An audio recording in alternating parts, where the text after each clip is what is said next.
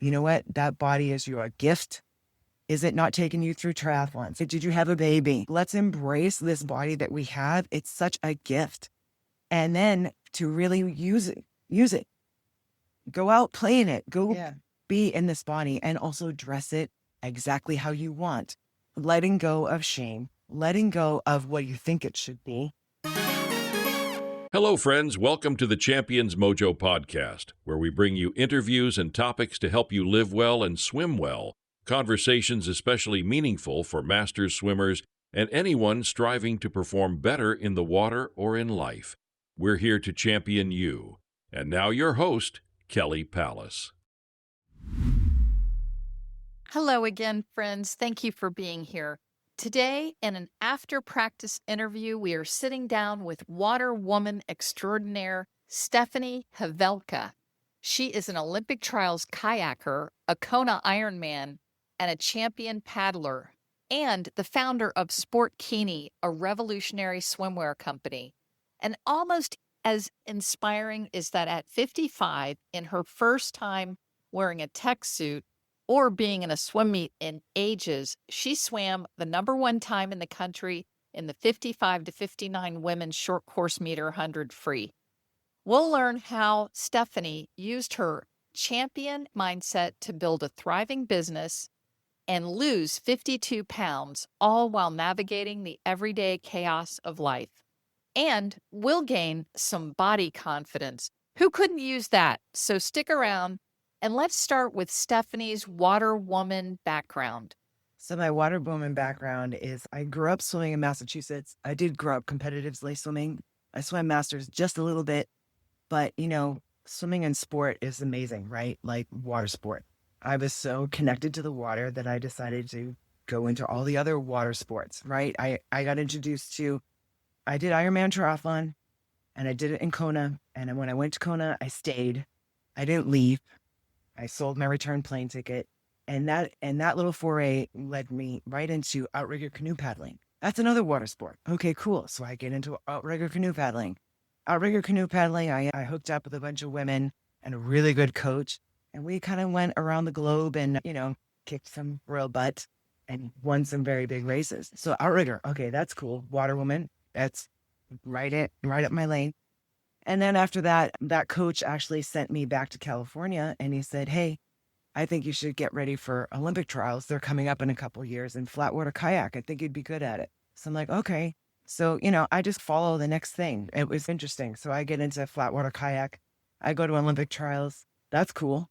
All right. And then that gets me into surf ski. Okay. That's another water sport, right? So the paddling sports, the water sports, like I've always been attracted to the water sport. But the thing with swimming is swimming has allowed me the skills and the mindset, right? Sport mindset. Try something new, be coached, right? Go through the ups and downs, train, right? Like all of the things that you learn from a sport. And I learned from swimming originally. I was able to transcend into all these other water sports and to take some of them to a very high level, which was fantastic. It was really fun. And open water swimming, right? Open water swimming. I did it a little bit when I was a lifeguard on Cape Cod. I wouldn't do this these days because I heard that there's bigger critters in the water. Yeah, we would swim across the little lakes and the ponds as lifeguards just for warming up in the morning. And then, but my love for open water swimming actually started in Kona because we would do that every single morning.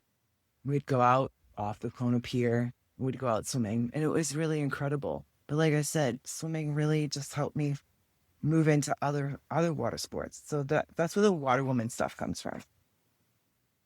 That is quite a history of water, of being on the water, in the water. Tell us about your two-piece bathing suits and your bathing suit company, because that is really cool. And you're an entrepreneur. And, that's what I love to hear about, what master swimmers are doing outside of the training. The story starts like this. When I was 14 years old, when you're 14, you start to find your little fashion feet. You start to find who you are. And so as a competitive swimmer, I was very bored with our options for swimsuits. I thought, oh my God, these things are so dowdy. Like they're kind of ugly. But, that's what the offerings were. Athletic swimsuits are athletic swimsuits. So this whole idea started when I was 14. I wanted to make a better bathing suit that was maybe a little more savvy. I started sketching back then. Wow. I'm a personal trainer. I used to train rock stars. I used to travel the globe. I did the outrigger stuff where I traveled the globe. And on that whole time, I always had the idea in the back of my head, I want to make bathing suits. I want to make my own line of bathing suits. I collected lots of bathing suits from all my travels. I saved what I loved. I saved what I didn't love because I wanted to remember what not to do.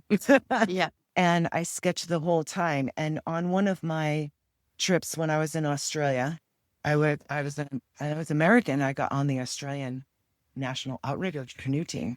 That was a great accomplishment. But when I was down there and I was training with the girls, we would get a new bathing suit every single week for our races, and they were made custom just for us. And so I started to ask questions like, first of all, there's no labels in these things. Where'd they come from? And it's made just for me. So who's making them? So the girls on the team were like, oh, it's this lady. I'm like, well, can I meet the lady? So I asked them, the next time you go pick up these bathing suits for us, can I go? I want to go. And so I went with them, and we went to this area of Australia where it's a 4 square mile area where Billabong, Rip Curl, all the big surf companies are producing their products. And so I met a lady. They took me to her production facility. The doors open. I swear the angels sang, right? The doors open, the angels sang, because I heard sewing machines buzzing in the background. And it was exactly what I wanted to walk into. I was like, wow, this is so cool. Well, I spoke with this lady, and I was like, I finally got the guts to ask her. I was so nervous to ask her to make a sample of my drawings because I'd been carrying this sketchbook around for years. And she said, yeah, come back tomorrow. Well, that woman took me under her wing. See, I'm getting goosebumps talking about it. That woman took me under her wing and decided, and she introduced me to her family. I would go over to her house. We would have dinner, go in the basement. We'd make patterns. She literally took me under her wing and taught me how to make a very good bathing suit. And she schooled me. The other thing that she did was I noticed that on her wall in her house was a wall full of trophies. They look like large Emmys because that's because it's who she is. She was the #1 swimsuit designer in the country Wow. of Australia, and had been for over 17 years. So this woman that I randomly meet is the expert. And so I worked with her and I learned from her on how to make bathing suits. That's how it all kind of started. So I was like, wow, I'm going to give this bathing suit thing a try because I have this concept, I have this idea. So I come back to the United States. I take all my savings. I go back to Australia. I go back and I meet her again. I make up as many bathing suits as I can with my savings, and I bring them all back up here. And I, for an entire summer, sold all 700 bathing suits by myself because it was my test. You made 700 bathing suits? I didn't sew them. I have it's her production facility sewed them. But all my little savings saved my 700 bathing suits so that I could test my concept, right? Because if it doesn't work, okay, I can let this idea go. But if it works, I'm going to keep moving forward, right? And so that's when the wheels on the bus really started to go, because I started to realize that there is something in the market missing. And that's what I wanted to do, was actually create a better bathing suit for athletic women. And so what name did you come up with? Yeah. And what's different about this suit? Sure. So it's a line of Sport Kinis. It's a bikini you can do sporty stuff in. It's a bikini rugged enough for sport. And it's all bikinis? Yes. And I do have 1 pieces, but my primary focus are the 2 pieces. And what I've learned is that athletic women, we come in all shapes and sizes. And also, we don't fit standard small, medium, large most of the time. Yeah. Especially with broad swimmers, broad paddlers, broad shouldered, right? A little bit thicker in the rib cage and through the lats. Sometimes stuff just doesn't fit us well. Also, it depends on where you are in the alphabet. A, B, C, D. Where are you on the top half? Yeah. Right? And then the bottom half is all about women are picky about their backsides. Right? We either like it all in, or we like it all covered up, or we like it half in, half out, or maybe we let one a little more out. Women are just picky. But the common theme through the entire line of this swimwear is it has to work. Right. I never want to wonder where my swimsuit is or is not. I don't want to be picking at it, pulling at it. I don't want to wonder, because you know what? I'm a sporty chick. I want to do what I want to do. I don't want to have my mind on the suit. I want my hands off the suit, my mind off the suit. I want to do what I want to do. And at the same time, women are also, you know what? We're beautiful. Look at us athletic women. Look at the cool stuff we do. We take good care of ourselves. Why don't we deserve beautiful bathing suits too? So I wanted to take all of these concepts and put them together and really embrace what an athletic woman, a real athletic bikini would be. Not one that says it is one that really is. So I up-leveled everything from garment construction to what fabric to use. Oh, I don't mess around. This is not done on the cheap. I buy the highest grade fabric that I can buy because I know who we are. We're going to kick the crap out of this thing. Yeah. Right? It's going to be left rolled up damp over here. It's going to be in chlorine over there. It's going to hit a hot tub, right? It's going to go through lots of aggressive movements. I don't know about you, but I am not one to lay on a towel at the beach. That's not who I am. Right. I'm not a sunbather, Right. you know? And turns out most of my friends, my athletic friends, are not. And the other cool thing is most women who do one water sport do a few. Right. Right? And I needed a bathing suit to transcend all of the cool things that we do and look really good. Come on. Okay. So what would you tell? I love the name Sport Kini because it clearly tells you what it is. This is a bikini for sports. Yes. What about those of us that are confident in our bodies in a bikini? Isn't that amazing? This is a great topic. I spend a lot of time in a fitting room. Yeah. And I spend a lot of time at events because I go to lots of athletic events with a changing tent. And I hear that often. What I find is this is another really big thing for me. Body confidence is a big deal. And I find that a lot of women, because they've had listened to societal stuff in the background. Oh, you have a stretch mark. Oh, you have this. Oh, you have that. And I am the opposite. And I am this way. And women will tell you this about me. I'm right up in your face about it. You know what? That body is your gift. Is it not taking you through triathlons? Did you have a baby? Let's embrace this body that we have. It's such a gift. And then to really use it. Go out, play in it. Go be in this body and also dress it exactly how you want. Letting go of shame, letting go of what you think it should be. No, those curves are yours. They're yours genetically. They're yours, your DNA. They're yours. So embrace it, wear it. And that's body confidence to me is a really big thing. If you're shy about wearing a bikini, okay, wear one a little bit at a time. Just try it. You'd be amazed. And stretch marks are part of your story. I have one woman who swore to me she would never wear a two-piece. She had some real medical issues. She was like, oh, I don't know that I can do that. I'm like, are you kidding me? That's your story. You are living and breathing and you made it through that. And if you're past, I think if you're past like 30, 35, you've made it past that. Hey, guess what? You can wear whatever you want. There are no rules. Yeah. But this woman who had all the scars, guess what she decided to do? She decided to stop wearing one pieces and embrace it. She's almost 80 now. Oh my I goodness. met her 15 years ago. And she's still wearing And she's been wearing Sport a two-piece. Yes, she's been wearing a Sport Kini the entire time. Oh, Like, that's it's awesome. little things like this that I see a woman flip the switch. And it's so cool. Yeah. So when did you start Sport Kini? The very first bathing suit I ever made was in 1999. There are some things that I have learned. And I've also spent some time on the insanity wheel, which is doing the same thing over and over again, expecting a different result.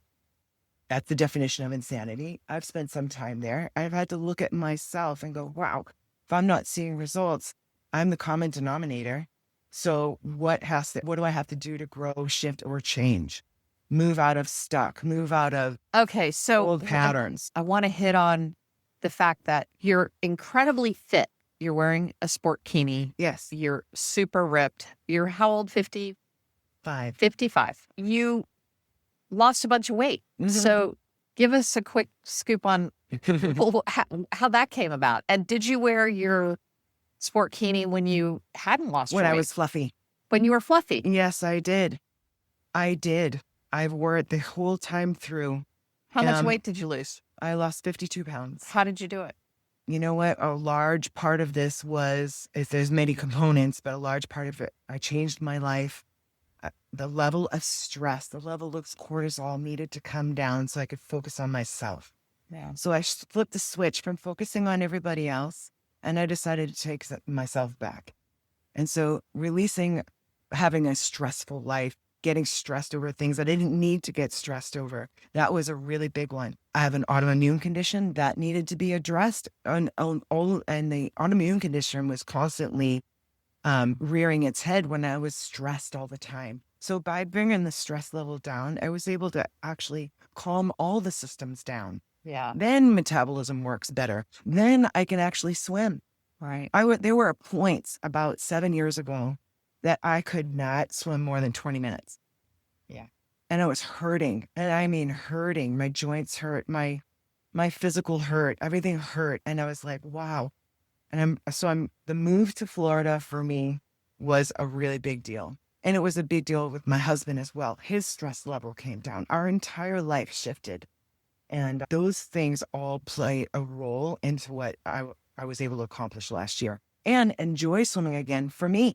That's fabulous. So what is your training like now? Because you went 109 in the 100 meters free as your 20th event or something at Rowdy Games, which is very competitive for someone who'd never worn a tech suit. And I'm just going to say it, not to embarrass you, but to say, when I saw you dive off the block, it was like, this is a brand new swimmer. It was really exciting to see a 55-year-old woman go a 109 100-meter free when you looked like the first time you ever dove off a block. And so there's just so much potential and room in there for going much faster with a better start, better turns. What goals do you have maybe for master swimming? Well, that one swim meet kind of opened my eyes to, wow, first of all, put a highlighter on what I could work on. Yeah. Oh my God, my starts, they're a hot mess. Have I done them really since college? No. Right.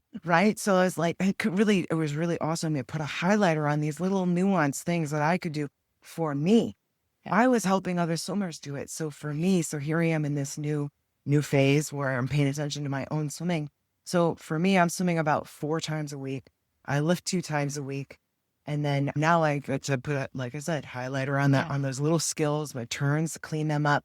Right? 109 is fantastic. Can I go faster? Yes. Because if I clean up these little skills, so this is the things I'm kind of excited about.